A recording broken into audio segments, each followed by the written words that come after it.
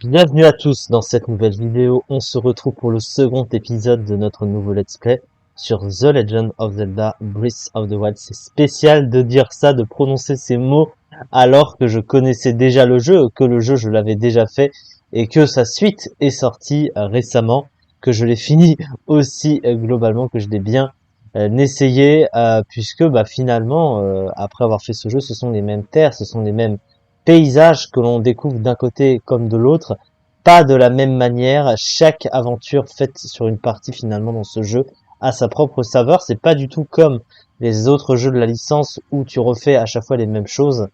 Et y a pas cette linéarité en fait qu'on a dans la plupart des jeux de la licence qui est répétitive, mais qui reste bien sûr.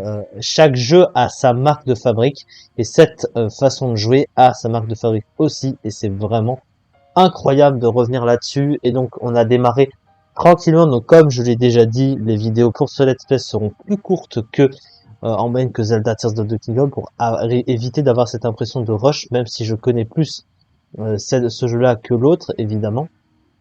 Donc du coup nous avons tout d'abord ouvert et débloqué cette tour et toutes les autres se sont débloquées en même temps grâce à la tablette Sheikah. Maintenant il va falloir descendre, et oui, et pas d'un coup parce qu'évidemment on risque de mourir, hein.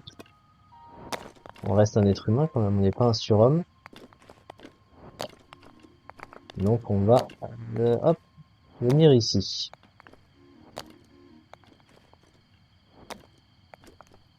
Et on n'a pas la parabole encore, hein.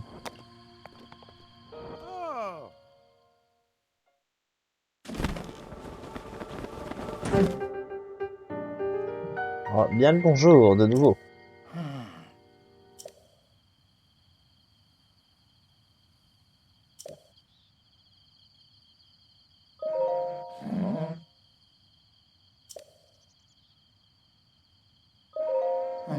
On va dire que non, même si voilà.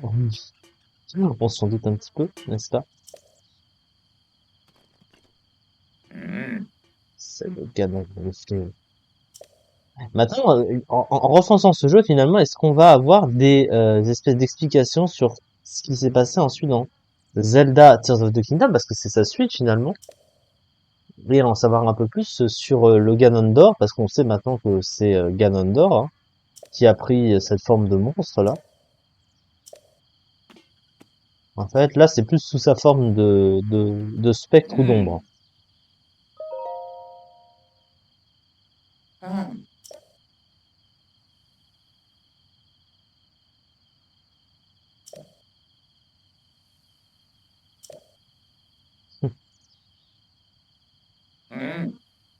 Et oui, la parabole.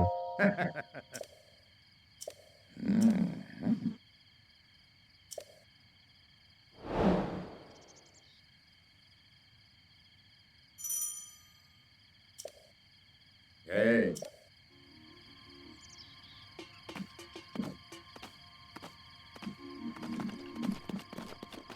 Et regardez ce qui se tient en face en orange. J'imagine que vous savez de quoi il s'agit, puisqu'ils sont réapparus dans Zelda Tears of the Kingdom, mais pas sous la même forme. Les fameux sanctuaires, qu'on adore, hein, franchement. Et dans Zelda Tears of the Kingdom, je suis resté un petit peu sur ma faim, parce qu'il y avait les sanctuaires d'énigmes étaient beaucoup mieux faits, mais je trouvais qu'il y en avait moins, parce qu'ils ont changé un petit peu le système pour accéder aux sanctuaires, sachant que les énigmes se font plus avant qu'après ou pendant. Mais c'était très sympathique et les énigmes de ces sanctuaires-là dans Zelda Breath of the Wild étaient aussi très très cool avec les pouvoirs qu'il y a dans ce jeu-là, parce que ce ne sont pas les mêmes que ceux de Zelda Tears of the Kingdom. Bref, on va aller faire ce sanctuaire-là pour commencer. Après, je ne spoil rien, mais vous savez que ce ne sera pas le seul. Évidemment, il y a 120 sanctuaires présents dans Hyrule, comme dans finalement Zelda Tears of the Kingdom. C'est juste qu'il y a le ciel aussi. Dans le ciel, il y en a 32 de plus qui s'y rajoutent, mais sinon, ils n'ont pas changé le nombre de sanctuaires présents à Hyrule, ce qui est logique d'ailleurs, parce que c'est la même région en fait, donc je sais pas pourquoi ils en auraient mis. Ça aurait été bien, oui. Quoique là, dans Zelda Breath of the Wild, il y a des DLC. Évidemment, il y a le DLC où il y a des sanctuaires rajoutés. Peut-être vont-ils le faire dans Zelda Tears of the Kingdom. Oh, il y a un coffre, tiens. Ah, c'est parti du DLC, ça. Avec un rubis brut. Ok, bon. Pour le premier sanctuaire, je vous laisse l'animation. Et pour les prochaines fois, je la passerai. Donc ça, très important, ce sera un téléporteur par la suite. Et un point de téléportation. Déblocage de l'entrée.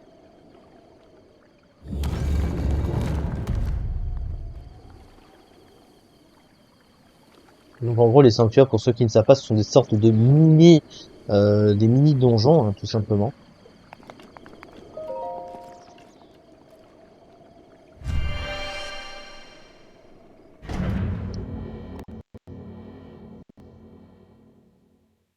C'est la seule petite partie linéaire en fait qui a l'esprit des donjons des anciens Zelda.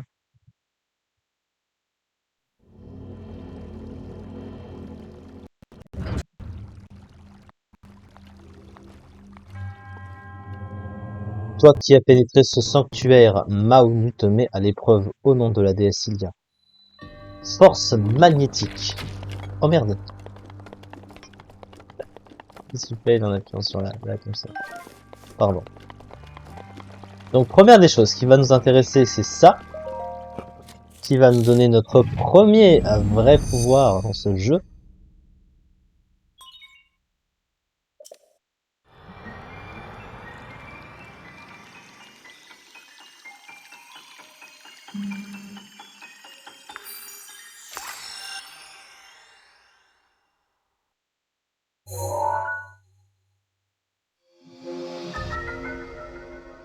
Et ça s'intitule Polaris. Permet de manipuler les objets métalliques.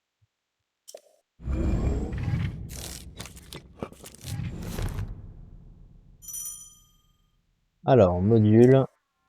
Oh, ça me plaise de revenir là-dessus. Alors, ça s'active, c'est comme ça.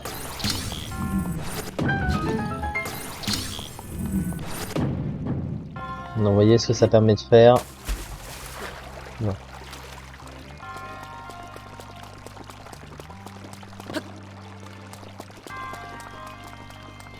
Donc là, on voit le cube ici. Et bien sûr, on peut bouger le reste. Et on a un ennemi dans le sanctuaire, juste ici. Les mini-gardiens, donc ça, on va y revenir. Les histoires de petits gardiens. Ça, le grand retour de ça aussi, ressort antique. Lys antique, parfait. Donc là, on a un coffre qui est juste au-dessus. Donc là, ce qu'on va faire, c'est prendre la planche ici. On bouge ça. À noter que ce coffre-là, on peut le bouger avec Polaris aussi.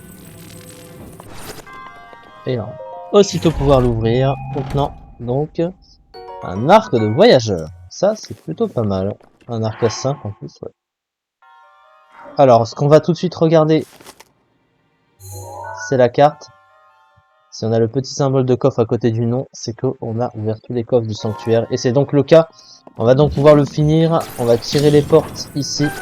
Et voici ce qui sonne la fin d'un sanctuaire dans Zelda Breath of the Wild. Ceci, le petit hôtel qui ressemble un petit peu. C'est comme dans Tears of the Kingdom.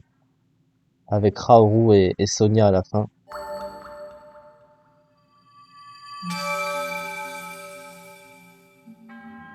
En triomphant de l'épreuve, tu as montré que tu étais digne du titre de héros. Je suis Maonu, le moine fondateur de ce sanctuaire à qui la déesse Hylia s'est révélée autrefois. J'ai voué mon existence à changer la force de quiconque entre ici et à lui apporter mon aide dans sa lutte contre le fléau.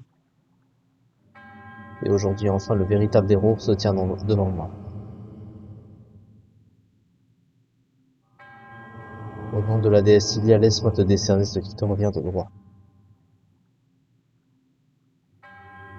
Et reçois l'emblème du triomphe.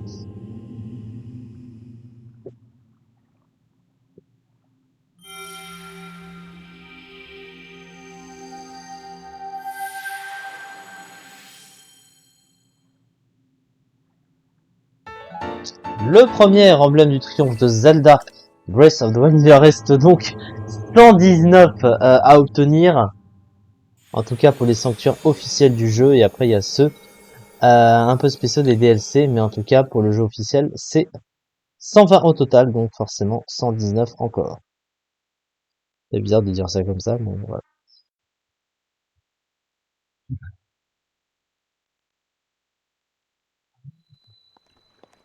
Oh.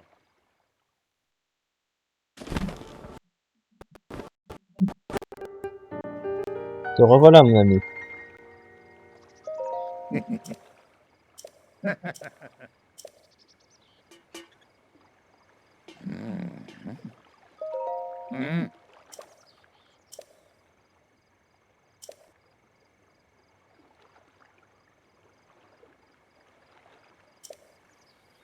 Hey.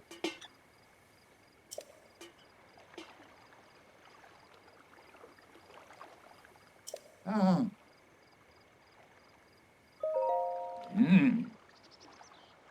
Oh, l'escroc. Mais évidemment, on s'y attendait. Ah.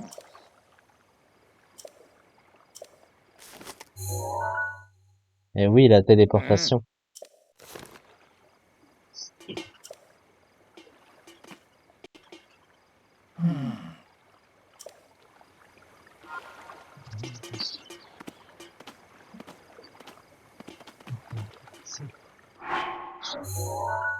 Alors, regardez donc, comme ceci.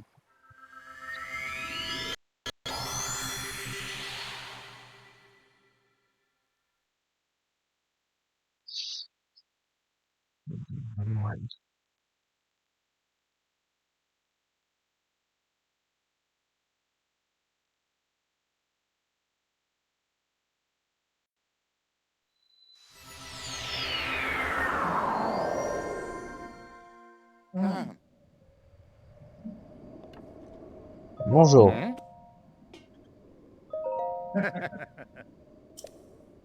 Hey.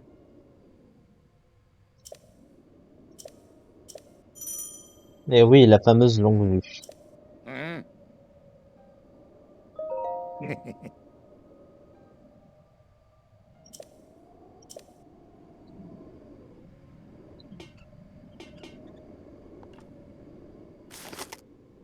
Voilà. Évidemment, un là.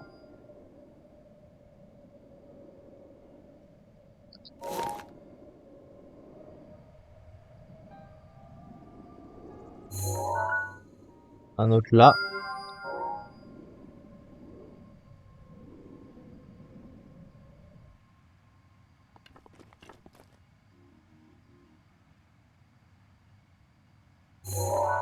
Alors, l'autre, il est là.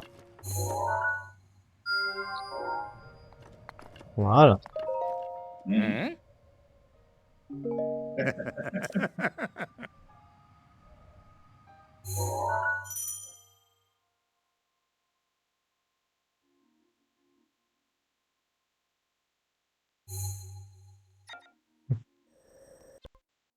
Alors, on va redescendre à pied, c'est plus simple.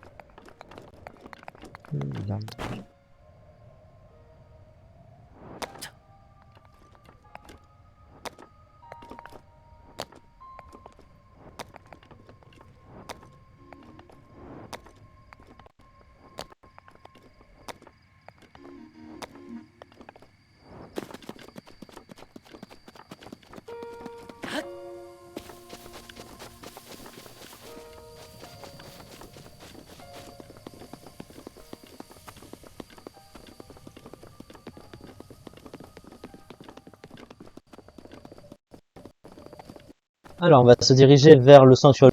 Attention, parce qu'il y a un ennemi extrêmement fort près du sanctuaire. Et c'est là que les bons souvenirs reviennent, si j'ose dire. Un ennemi qui peut one-shot, hein.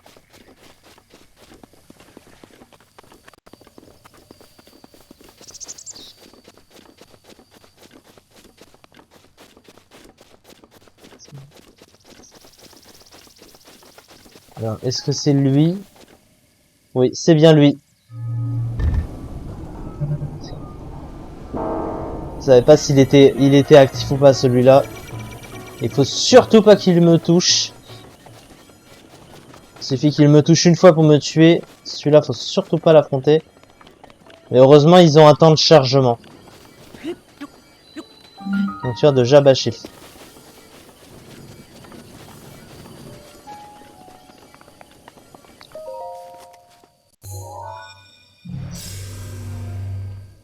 Bon, cette fois, je passe la cinématique. On va faire ce second sanctuaire.